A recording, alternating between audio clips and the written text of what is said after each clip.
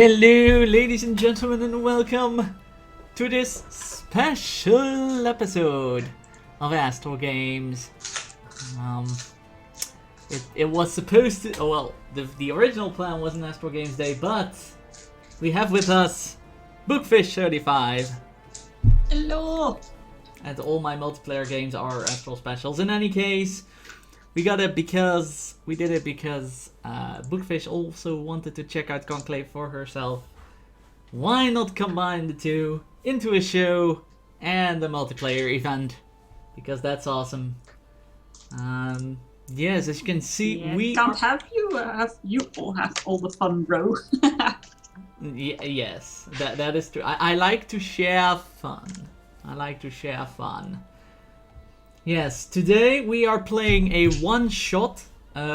Just to be clear, this is not part of our Dynasty Challenge. Even though Bookfish is here, this is Crusader Kings.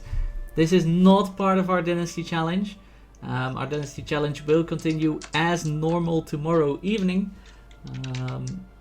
Yeah, this is just a one-shot game where we have chosen to play France. I'm playing the King of France, and Book will be playing the Duke of Flanders, who is actually Dutch, as is our nationality. And we picked France, or I picked France, because I thought it has the most chance, the most opportunity to show you guys what Conclave has to offer. Before we begin playing and going through that though, I want to make a few announcements as per usual, per every show. So tomorrow is the Dynasty Challenge. As per usual, goes on. There is no non-nation Borderlands 2 on Saturday because I am doing other stuff, so I have other appointments. So unfortunately I cannot be there, and Nominam decided to move Borderlands a week ahead in order to not exclude me from the story and stuff, which is very kind of him, which is amazing. So that's not gonna happen, but the week after I have a holiday. It is a national holiday for all the schools in the land, and working with education has given me that opportunity to enjoy those benefits. It being a holiday means that I will have the time to stream quite a bit. Planned streams are on Monday, where we start once again with StarCraft 2. Ali Gem, thank you for the host, welcome. Yes, on Monday we start with StarCraft 2.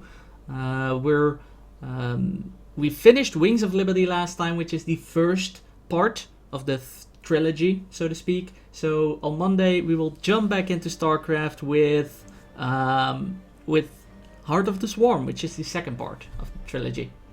Hosting but going to bed because it's 4 a.m. and work at 9 a.m. Alright, have a great sleep. Thank you for the host.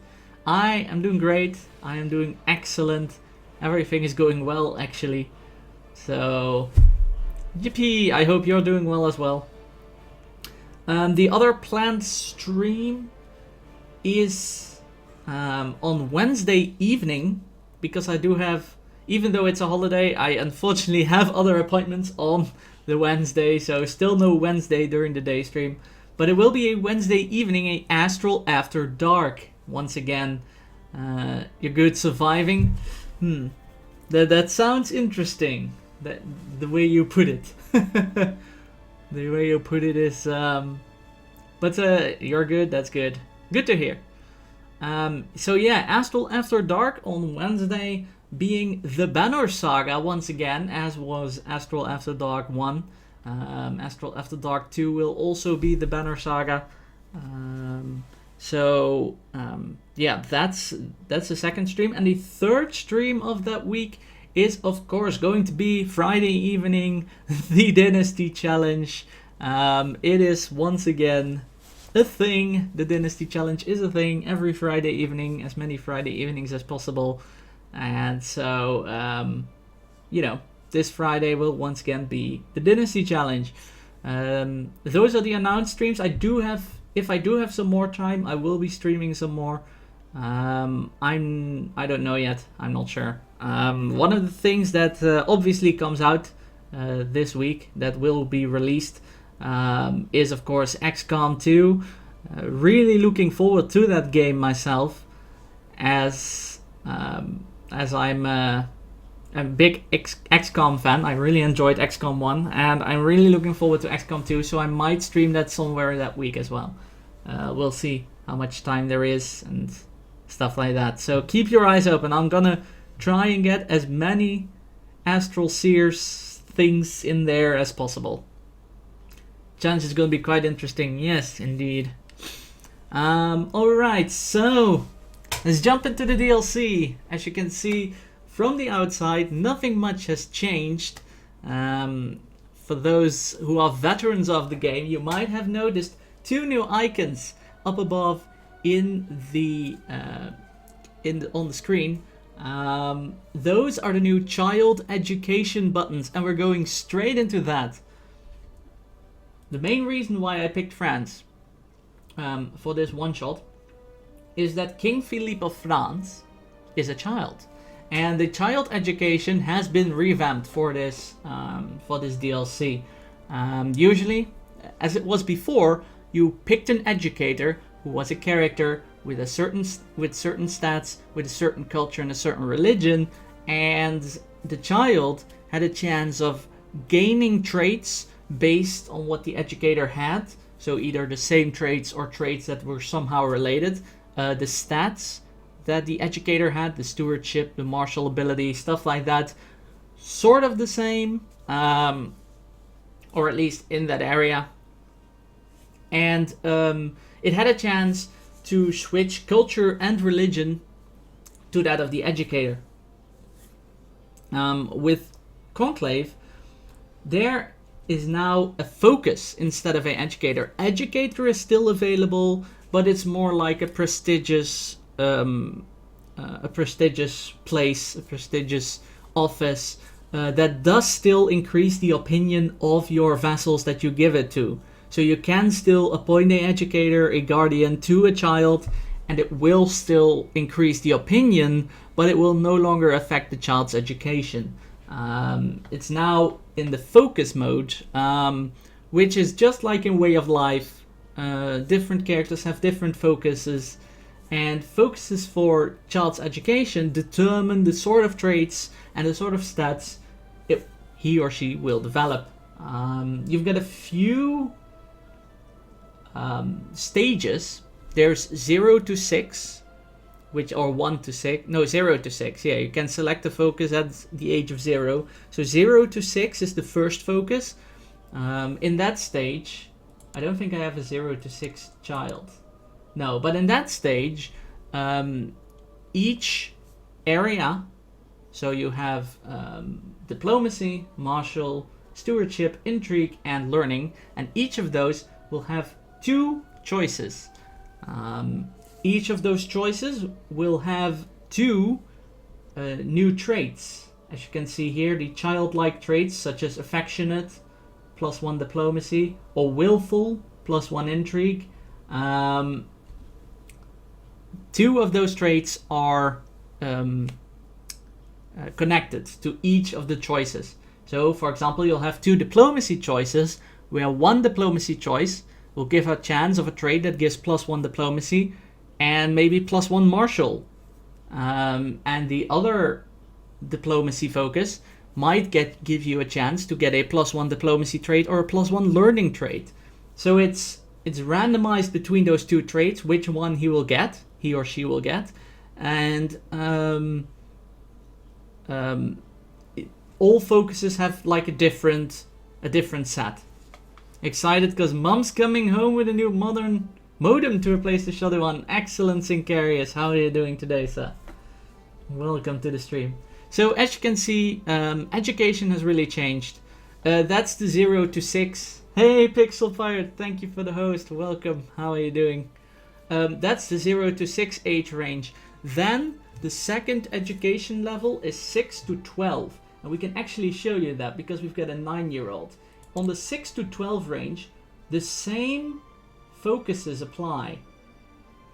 So we can see here, I could actually show you, I totally forgot, but you can see here that when 6 to 12, that age range hits, they get one of those traits that is accompanied by through one of those focuses, and you can choose another one. So here we see, for example, faith, which guarantees idolizer as a trait, or duty, which guarantees conscientious as a trait, or thrift, which either gives you curious or fussy. So these are all pride. This is martial, this is stewardship, this is diplomacy, and this is learning. Intrigue is sort of out of the question, unfortunately. I chose a Duke who's de jure HRE. Oh no! Oh no. Didn't think that through.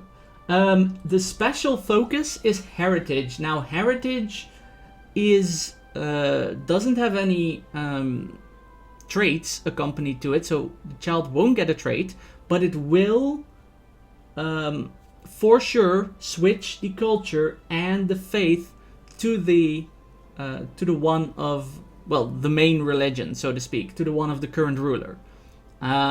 So if you have, for example, a child who went off to paganism for some reason and became a pagan, you can choose heritage to re-educate that child into the right mindset, so to speak. Now for rulers, I really like etiquette, because playful and indolent are pretty good.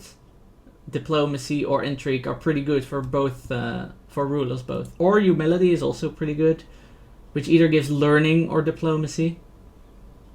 I'll go for etiquette. Intrigue is better than learning. So yeah, that's basically how the new child education system works. Also, you can see how well a focus works, because as you can see, common trait outcomes for this focus are playful and indolent, and you can see in later focuses that are later on in life, they will say playful and indolent children are better in this focus, or something like that. You need to watch an updated tutorial. If you have any questions, Pixel, feel free. Otherwise, watch J Square John Jeremy, J2 John Jeremy on YouTube. He's great. He has a great tutorial for this game, great playthrough, explains everything. It's really cool. So, I think I'm going for humility, because I really want affectionate for girls. And, oh. And here you see the later focus. So, as I just talked about, the age groups are 0, 6, and 6, 12.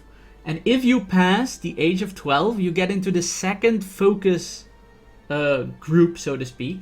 And you only have one focus per, per stat. So you've got a learning one, a steward one, a intrigue one, a martial one, and a diplomacy one. And these are the ones that get that text that I just talked about. So as you can see, affectionate and curious children will do better with this education, whilst willful and fussy children will be hampered.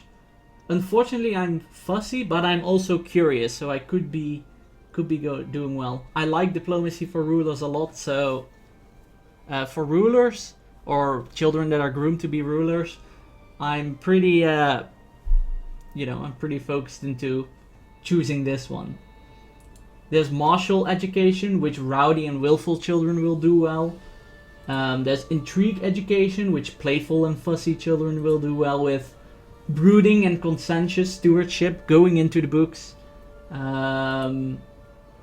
Learning education is for timid and idolizers. Naming his name Boudewijn, his son's name Boudewijn, his grandson Boudewijn. Oh god. You're getting Vaudouin the second and the third and stuff. Alright, so that's education focus. That is the new education system explained. And I really like this feature. I like having more control over the way children develop without giving us full control and still letting RNG play its part in this game, which is really awesome. We have a religious imprisonment because he is excommunicated. He can live out his days. I don't care about excommunicated people. The new DLC is really interesting, Pixel. I am going through its features right now, so if you want to know more about it, stick around. Book, you want to add anything to your realm? Or say anything about your realm status? If my Skype works. If your Skype works. Well, this is actually officially the first time I look at this stuff. So I was kind of looking at my many Baudouins and their children focuses. I don't really know what the effect is gonna be yet. Me neither. I don't have a child that is grown up with the DLC yet, so I don't know what the education focuses are. Other than that, I'm just gambling, basically.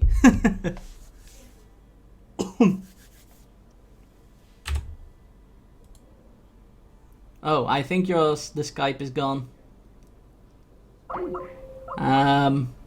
That is not...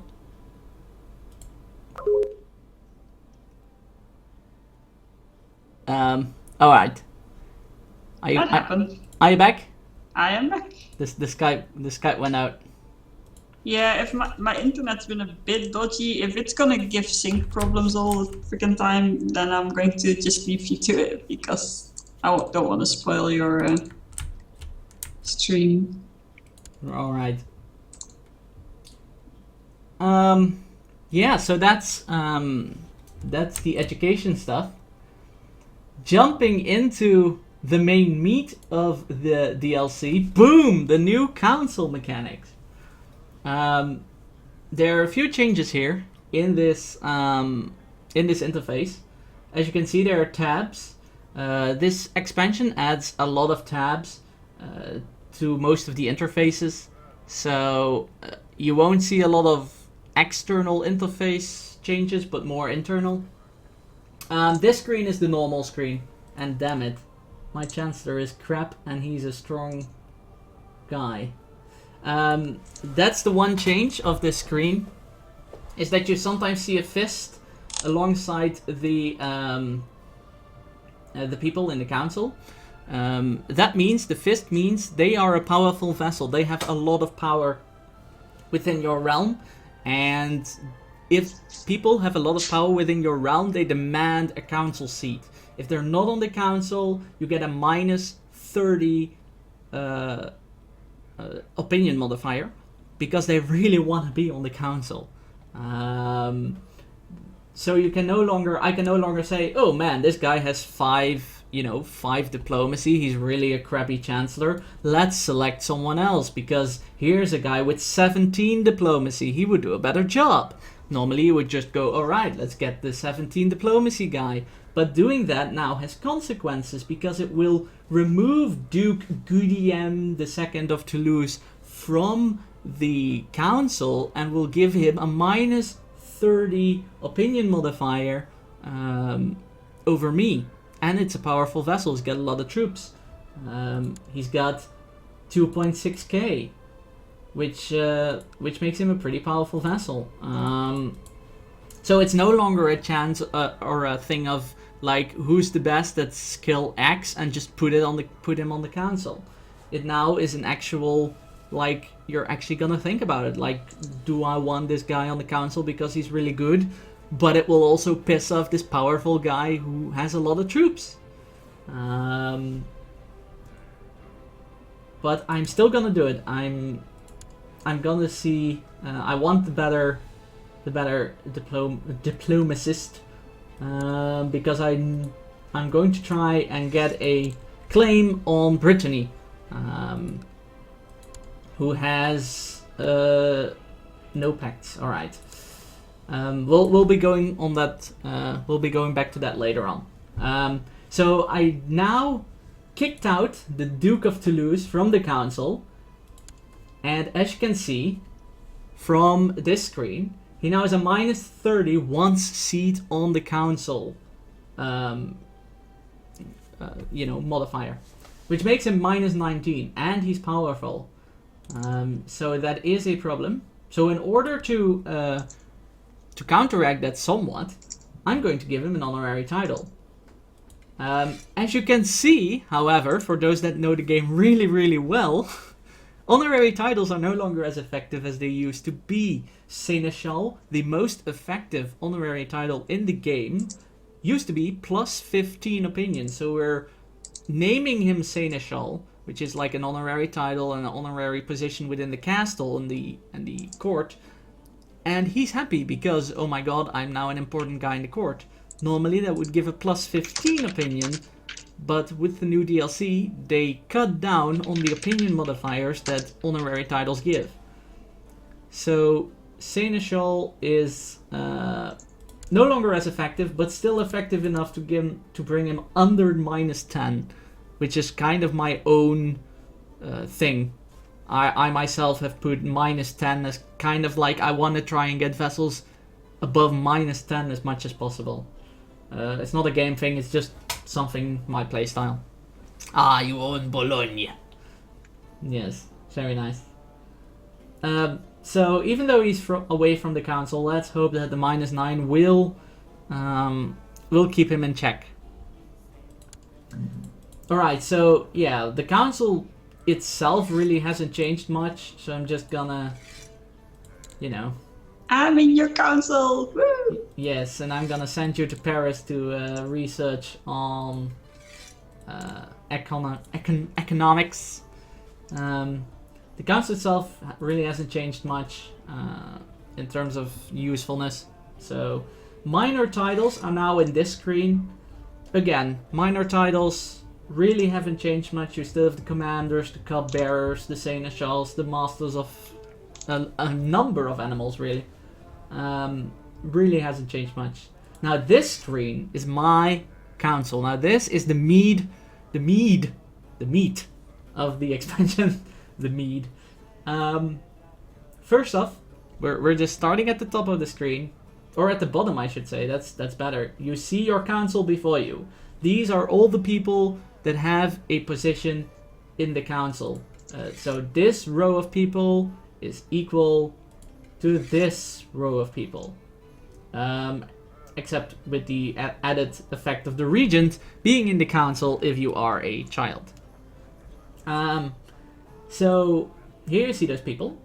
Then above them, at the portrait you see a specific icon, either glory hound, salad, pragmatist, malcontent, which is not good to have. And these icons mean something. You have the loyalists. Those are people that no matter what support you. They are loyal to the crown, loyal to their liege. You have the pragmatist, which tries to increase the power of the realm and themselves through the path of least resistance. So if something looks really difficult, they're gonna disagree. But if something looks like easy to go and it's like, oh, you just go to war with this small country and you just crush it and then it will give us power and stuff, then it's fine. The glory hounds are the extremists. They want this realm to be the best, most prestigious, most glorious realm in the world. They want to go to war. They want to make awesome alliances with big powers. They want to, they want to make sure that you are the realm people talk about. Then you have the zealots. I think that zealots are zealots. They're for the religion. They want to smite the heathens, wage the holy wars. get the scripture across to as many people as possible. They're the religious people. And the malcontent people, which is the final thing, they just disagree with everything. They hate the way the realm is run. They disagree with the liege. They don't want to do anything for the liege, so they'll probably vote against anything that I'll put forward. All that sort of stuff. The liege council. Can you tell a bit about the liege council system, because that's your screen. Liege, yeah, I was actually looking at that. Yeah, I can see my own council. Yes. But I also have a little tab called Liege Council, and I can see exactly what the council's mood is. Council is content. The council of King Philippe of France is content. And it says during our regency, the council votes on all issues, because we're probably in a regency right now. Yes, because I'm 14. I can see what everyone is doing, where Astral has placed them on the map to do what. I can see what their attitude is, that you just discussed very detailed. I can see myself. I'm not sure if I can change my own attitude. Yes, you can. That's the one thing that's different in the Liege Council screen. You can click on one of the attitude buttons to change it. Ooh, nice. I haven't figured that out yet. And cool. And it takes like 4 years or something before you can change again. Something like that. So you really have to think about what kind of position do you wanna take. I can see it, and I clicked it. I didn't even notice that yet. It's a good thing you mentioned that, Astral. So if you want to be loyal to me, your liege, you can choose to do so. Or if you want to be a pain in my backside, you can be malcontent, just like Advisor William and Marshal Theobald. I actually think we have a pretty good balance going on right now. Yeah, except that I could use some loyalists to fight the malcontent power, but whatever. Well, the glory hounds and the pragmatists don't really... They're kind of the opposite of each other. So if you want to attack someone big, these two will say yes. And if you want to attack someone small, me and Rogerg would say yes. I guess, yes, that is true. Because if I say yes to everything, then these two glory hounds are gonna have their way all the time. That is true. That is true. But yeah, that's a bit on the council screen. The bottom side, the top side, you can ignore this bit. It now says during a regency, blah blah blah blah blah. But it will go away, and there's nothing to replace that when I'm an adult. So it will just say this. But above that, you have Enforced Realm Peace. And Enforced Realm Peace is basically saying all the vessels can no longer fight each other for 60 months, which is a long time. It basically enforces inner realm peace, no inner realm wars, vessels can't fight each other. Outer powers can still come in and attack, but inside the realm, no fighting is allowed. And above that is Council is content. Now there are two there are two stances to that. Council is content or Council is discontent. Council is content is good, because people will vote more often for the liege. And also, one of the major things is, and also another reason why you would want powerful vessels in your council, is that if the council is content, no council member can start or join factions. That's right, it's another instrument to prevent factions from spawning. If you have powerful vessels in your council, they can no longer start or join factions as long as the council is content. Which is good. I think that's really, really awesome. If the council is discontent, they can of course do whatever they want, and they will vote against, more against their liege.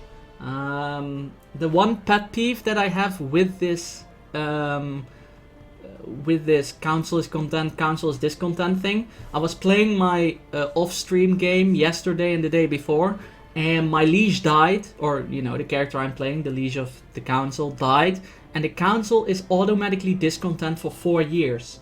Even if a liege, my liege was 60, he died of natural causes. There was no reason to panic. The heir took over like normally. We have a primogeniture system in place. It's it's expected. 60 is old in this era. So I thought the council would be content because inheritance runs as normal.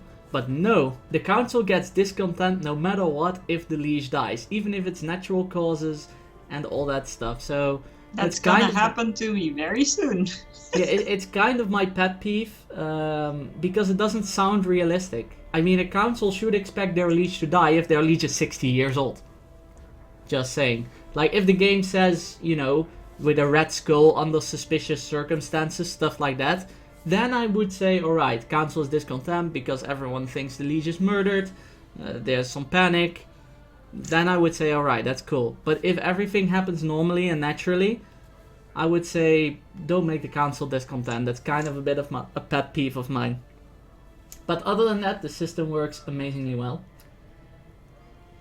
Another screen, I have a lot to talk about here. But the law screen, I think that's going to be the screen that's mostly talked about, because the laws have changed a lot. So first off, you have the normal screen, although kind of a different layout, but it's the same succession law and gender law screen as you're used to, with a nice picture below. And more pretenders, so you can see further down the line who will inherit the kingdom, which is a nice touch. Now the realm laws, as you can see, the laws have been switched into obligations and realm. I'm gonna start with obligations because they are the most one-on-one conversion. Normally in the pre-Conclave game, you had laws that would say feudal nobles would give me this many levies. Feudal nobles would pay me this much money. Mayors would give me this much money or this much troops. Cities, bishoprics, all those holdings and those types of vessels would have their own meter for how much levies and gold they would give you. Now it scales. So you still have the nobles, the cities, the churches, and the tribals. That's the same. But now it's a scale, whether give you more troops or give you more money.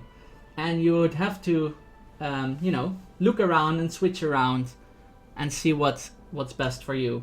They also have a preference. So if you'd go over this, the nobles, for example, tend to favor paying taxes over making troops available. Whilst the burghers, the cities, tend to favor supplying troops over paying taxes. And each one of them has a different preference, and you'd have to switch around in the slider how you'd wanna arrange that.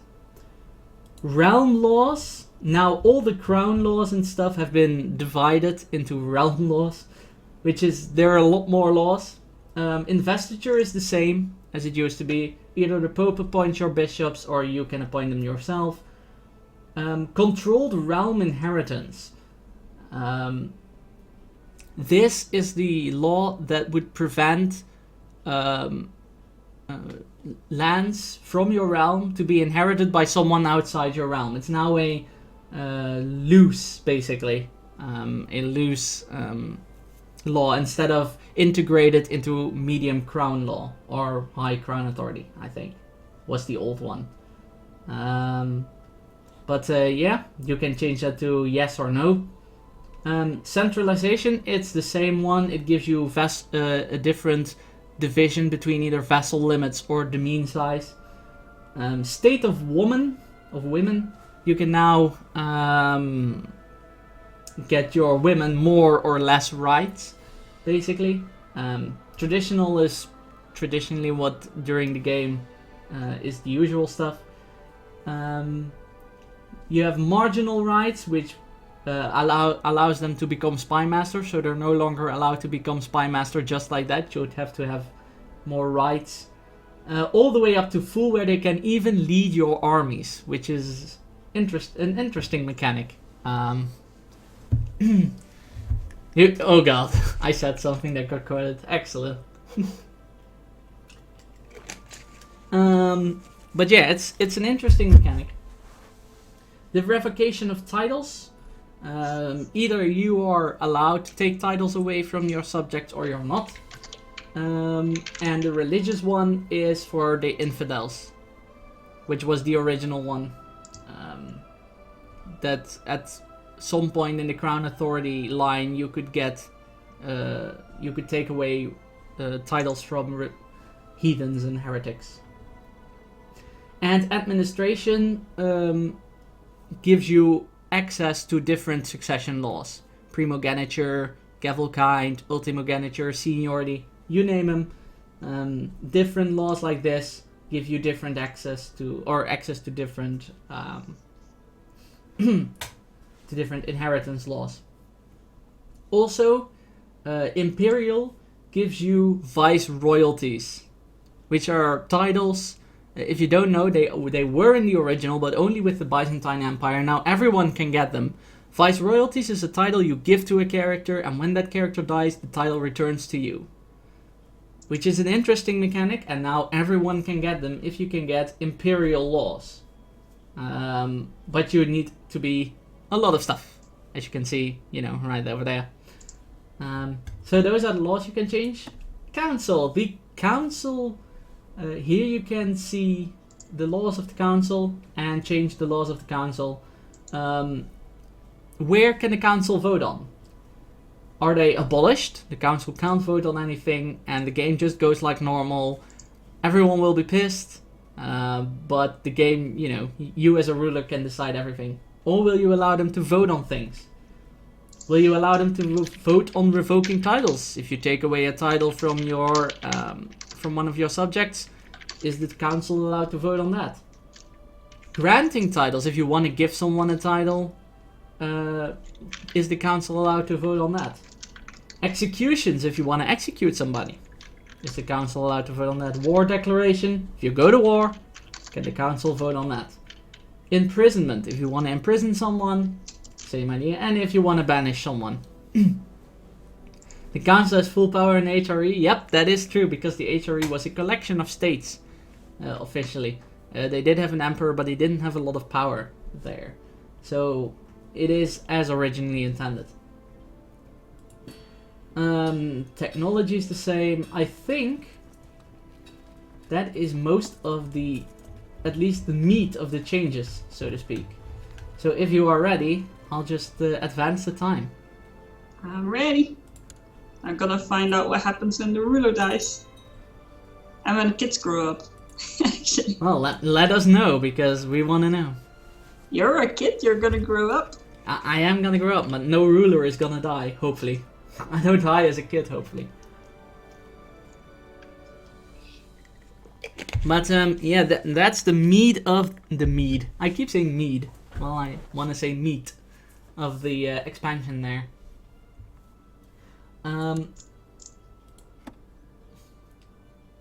One of the things that I can do is I can find someone in court with military training. Alright, so this is another... here I can show you guys another thing. There are favors in this game.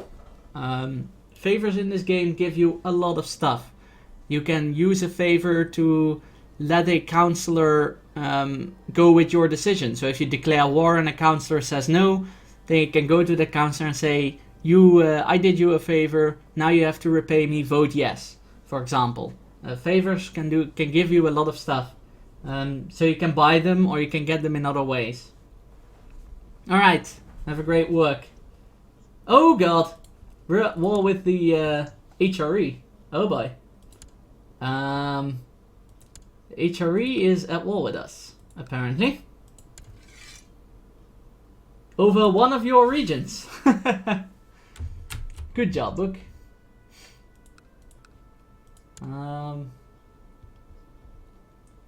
17k troops. Something quite interesting just happened here. Indeed, the HRE went to war with us. No, I mean conclave-wise. Ah, do tell. Your marshal Yes. just sent me a message saying, to the Honorable Duke Boudewijn V, your wisdom and mercy are legendary. Please support me by voting the same vote as me in the council. If you agree to do this for me, I will henceforth owe you a favor. Well, there you go. That's how favors work indeed. So he's trying to persuade me to vote with him. He is a... Where is his face? He's a malcontent. Yeah, he wants to make you malcontent. I'm going to decline him for this. Probably he doesn't like me already. Let's see, he's the Duke of Champagne. Where is that? Is it? Hopefully not my name. Oh, what do I care? I'll kick his ass. I decline, sir. So no need to go to war over Brittany, as the Holy Roman Emperor has just declared war on us. So I can go over the war stuff just like that. One of the other things I wanted to go over as our armies are gathering, as I wanted to show you, there are people in your world with military training, such as brilliant strategist, excellent defender, stuff like that. You can assign them a mercenary company. Now this mercenary company will be yours. It will be available for hire by other people, but it will be under your command, so to speak. And most of the money, or a part of the money that they make, will go into your coffers. So it's sort of a small business opportunity, so to speak. The downside to it is that it will that the group will ask for levies. So it will take away some of your max troops. So for example, I now have 9.69 troops. If I would make a mercenary company, for example, it would take away 1,000 troops. So it would only have 8.69 troops left, for example. So we'll take away max troops. They will not replenish because it's a maximum amount. And yeah, they just go off and get hired by other people, and you get the money. Sure. So it's another way of making money, basically. If you want to do that.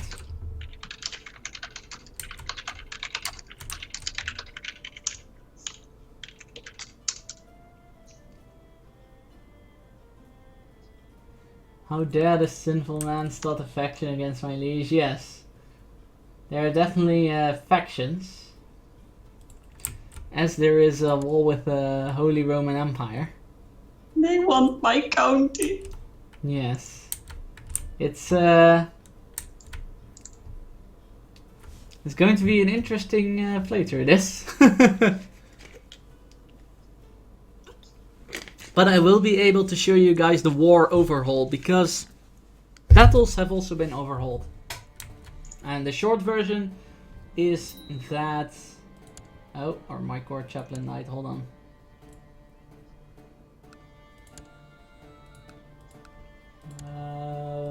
One sec. There we go.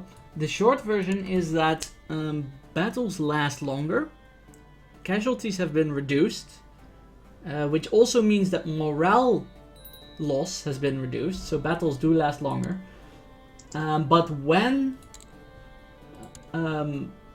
they flee, indolent, affectionate, naughty.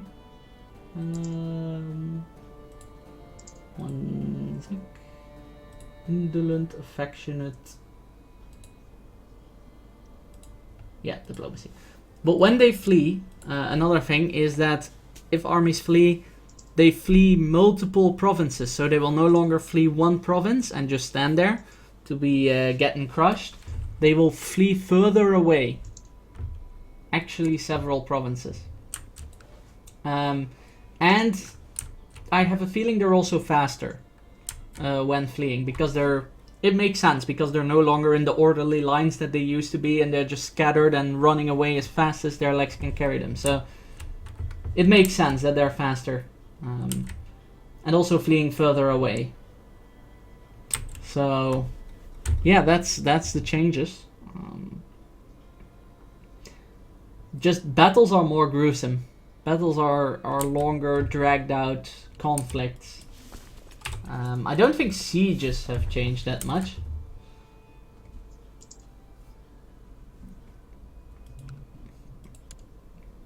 Just as an FYI, you could raise your own troops and attach them to my royal army. If you could do that. If you wanted to help defend your own county. I think I have actually a lot of troops. Yep. Where's the enemy though? I can't see anything. It's somewhere, and they're gathering up somewhere in the Holy Roman Empire.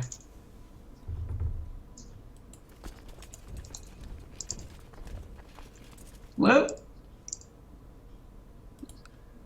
Can't see anything.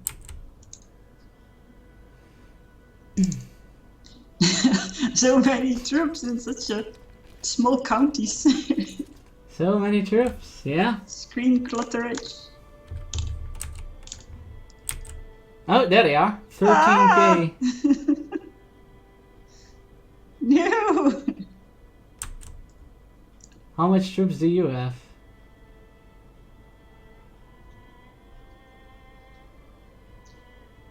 That's 13,000. You have 900, 1,000. You have 13,000 and more coming. I'm going to oh my, oh god. That's not what I wanted to do. God's sake. I'm going to manually raise troops here first. Crap. I'm caught. Yeah, rip me.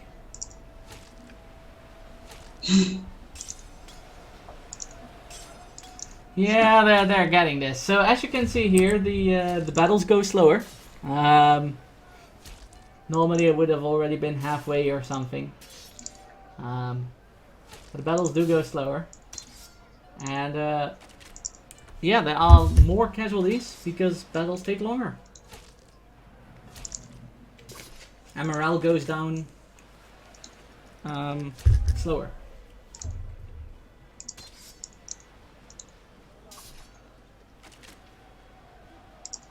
Yeah, I'm gonna have to surrender to this. There's no way we can win this. I'm sending in reinforcements, so I'm not sure if they're gonna be there fast enough. I should have hired mercenaries first.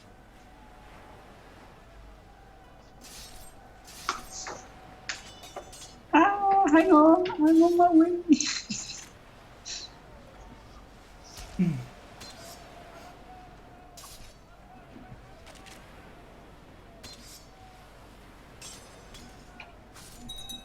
So yeah, here we see the the new combat system in action. Actually, it's the combat would have been done far earlier in the olden days, but combat takes a while now, as you can see. Actually gave my troops time to get there, but they're going to get creamed. Well, not without a fight, though. Yeah, but now we can't do anything. If I would have hired mercenaries first, we would have been able to crush him, but there's no way we can crush him now. I'm pretty impressed by how small we made that stack. Yeah. Because battles take longer, so there's time to reinforce. And as you can see, when you flee a lot of provinces.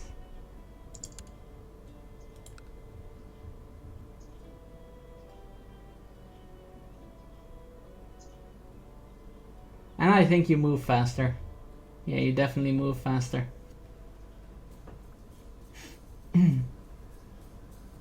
You're giving chase.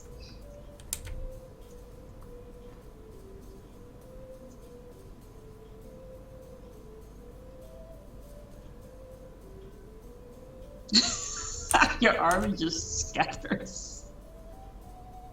Well, they're staying together. Not my troops. They're everywhere and nowhere. I have a small stack of 600 now. Ish.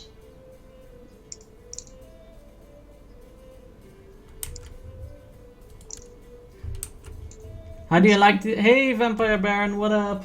The new DLC is great. Apart from a few minor pet peeves that I have, I really like new DLC. And the pet peeves, my major pet peeve, or my main pet peeve, I think, is that the council becomes discontent even if the liege dies a natural cause and is really old, and the heritage, the inheritance goes as expected. Even if that happens, the council still becomes discontent, which is really weird. Council should be content. The council should be, oh yeah, you know, this happens because we've got an old king, sort of thing. That's actually what should happen, but what doesn't really happen. Alright. Stop killing the carlings. Never thought I'd say this, but stop killing the carlings. Run away! Yep. Run away, run away, run away now.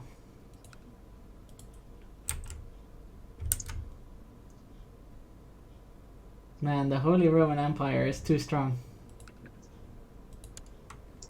I have a stack of almost 1600 stationed in Evreux, or whatever it's called. Yeah, bring him to Paris. We're gonna group up. Sounds patchable at least. Yeah, it's just a weird thing, you know. Why would the council be not content with a normal inheritance thing? I mean, if the rules and the laws are that, then, you know, it should be expected. But otherwise, great expansion. Love it. Really like it. Rumors of a traitor working with the besiegers. Ooh. I'm going to attach to follow the army of Duke William II. Cool. Not like it should be a... Yeah, exactly, Vampire, exactly. Especially if the guys had a... the vassals had a positive opinion of their liege. Oh god, and now there's a peasant revolt. Crumple, crumple, crumple. Not now, peasants! Jeez, this... France in 1066 is screwed! Just saying.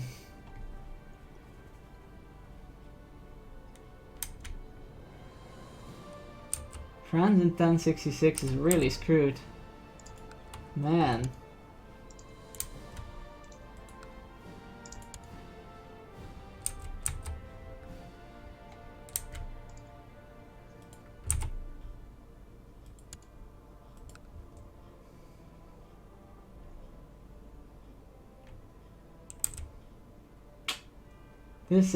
This is not good. Oh, the peasants are being taken care of by one of the vassals. Good.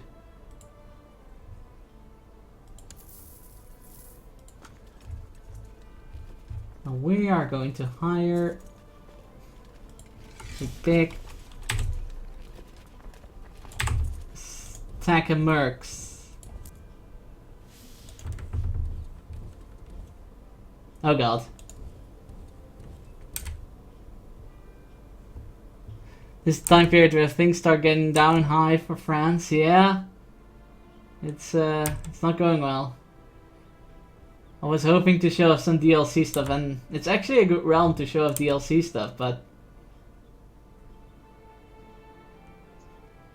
it's not a good realm to play as.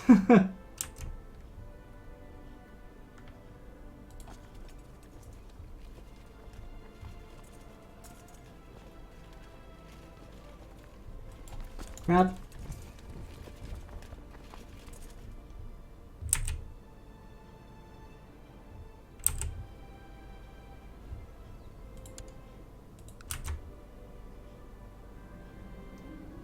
Peasant revolt ended. Excellent. Thank you, Vassal. Have you had any coalition problems? Oh, that's the one thing I haven't talked about yet. Is the coalitions.